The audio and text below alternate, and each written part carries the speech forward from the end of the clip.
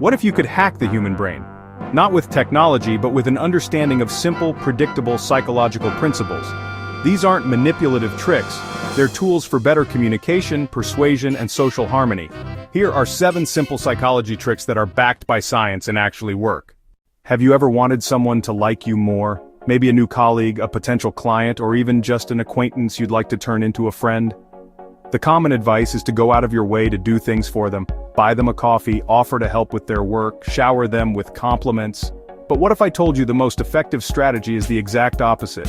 What if the secret to getting someone to like you is to ask for a favor? It sounds completely counterintuitive, but this powerful psychological principle is known as the Benjamin Franklin effect. The story goes that Franklin was facing opposition from a rival legislator. Instead of trying to win him over with flattery, Franklin took a different approach. He heard his rival owned a very rare and curious book. So, Franklin wrote a polite note, asking if he could do him the great favor of borrowing the book for a few days. The rival, likely flattered by the request, sent it over immediately. When Franklin returned it a week later with a thank you note, their next meeting was completely different. The rival spoke to him with a newfound civility and respect, and they went on to become great friends. Franklin had discovered a fundamental truth about human nature. So what's the magic behind this? It's a psychological phenomenon called cognitive dissonance. Our brains are wired to seek consistency. We feel a deep, internal discomfort when our actions don't align with our beliefs. Think of it as a mental alarm bell that goes off when there's a contradiction in our personal narrative. When someone does a favor for you, especially if they don't know you well or have a neutral opinion of you, this alarm goes off. Their brain processes 2 conflicting pieces of information. The first is the action, I just went out of my way to help this person. The second is their pre-existing belief. I don't really have strong feelings about this person, or even, I'm not sure I like them. This creates a mental puzzle, a dissonance. Their subconscious mind scrambles to solve it, asking, why would I do something nice for someone I'm indifferent to? That's not logical. I'm a consistent person who acts based on my feelings. To resolve this inner conflict, the brain has 2 choices. Either decide the action was a mistake, or change the belief. Since the action is already in the past and cannot be undone, the brain takes the path of least resistance. It adjusts the belief to match the action. The internal monologue shifts from why did I help them to I must have helped them because on some level, I actually like them. They must be a good, deserving person. And just like that, their perception of you improves. Not because of anything you did for them, but because of what they did for you. Now, this is where the strategy becomes an art form. You can't just go around asking for huge, burdensome favors. That will backfire and make you seem entitled or manipulative. The key, as Franklin demonstrated, is to start with a small, easy-to-grant request. The favor should be something that requires minimal effort, time, or resources from the other person.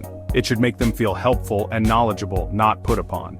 So what does a good small favor look like? It could be as simple as asking to borrow a pen, or asking a colleague, hey, you've got a great eye for design, could you take a quick 30-second look at this slide?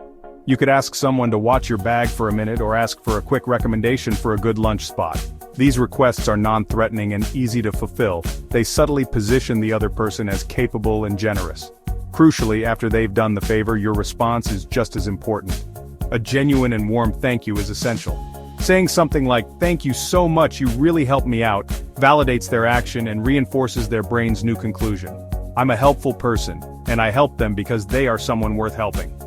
This completes the positive feedback loop, turning a simple request into the foundation of a genuine connection.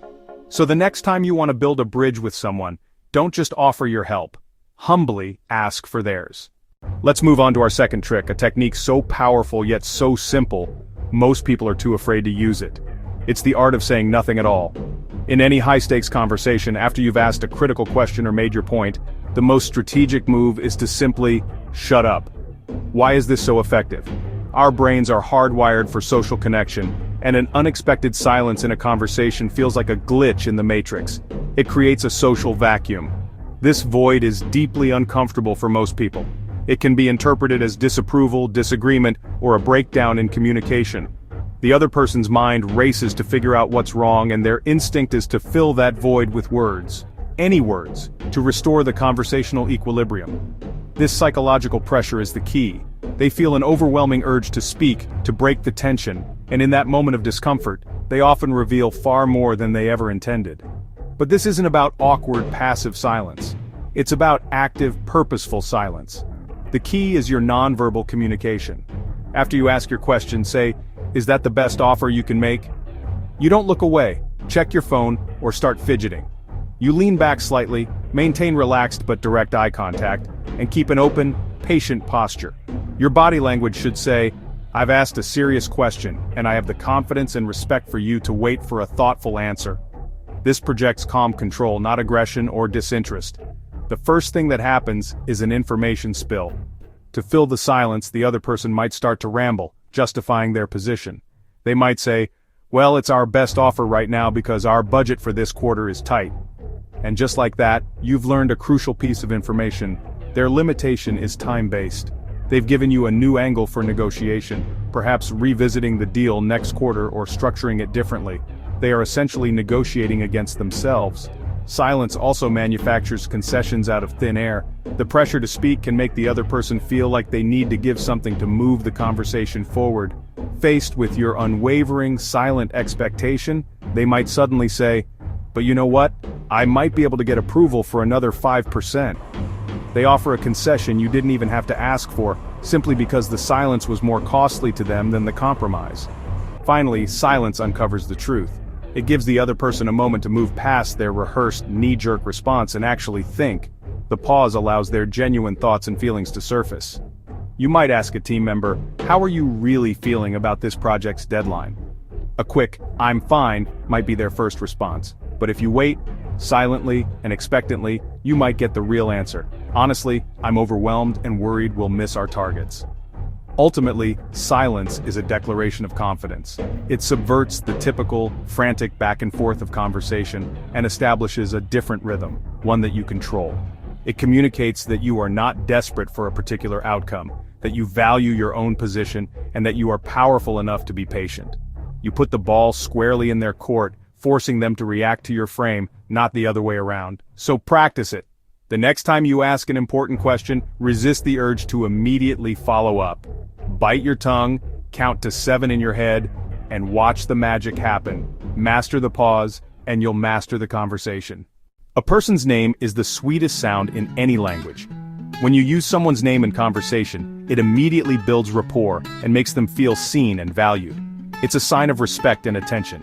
This simple act can transform a transactional interaction into a personal one, making people more receptive to what you have to say. Need someone to agree to a big request? Start with a small one first. This is the foot in the door technique. Once a person agrees to a small commitment, they are more likely to agree to a larger, related request later. This works because people like to be consistent with their past actions and self-image. Now let's flip the script entirely. If our last technique was about starting small, this next one, famously known as the door-in-the-face technique, does the exact opposite.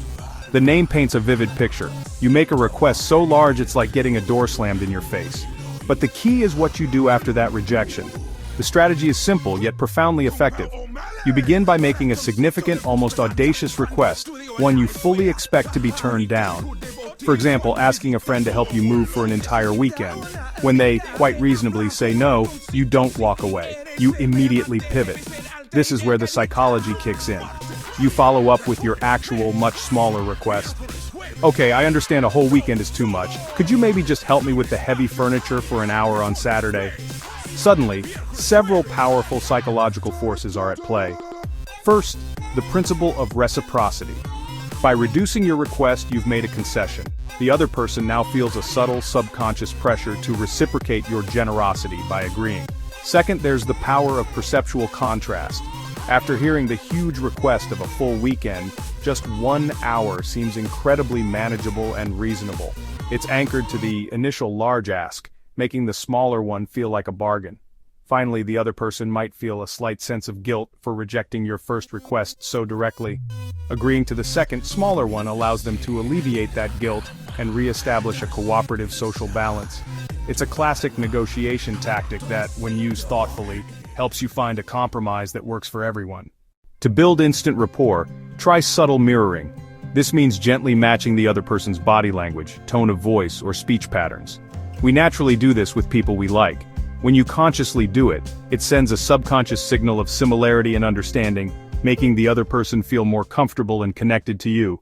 The first number presented in a negotiation sets the anchor for the entire discussion. This is called the anchoring effect. Whether you're negotiating a salary or selling a car, being the first to state a number, even if it's ambitious, pulls the entire conversation in your direction. The other party's counteroffers will psychologically gravitate around your anchor point. Psychology isn't about controlling others, it's about understanding human nature to create better, more positive interactions. From the Benjamin Franklin effect to the anchoring bias, these 7 tools can improve your social and professional life. Which one will you try first? Let us know in the comments.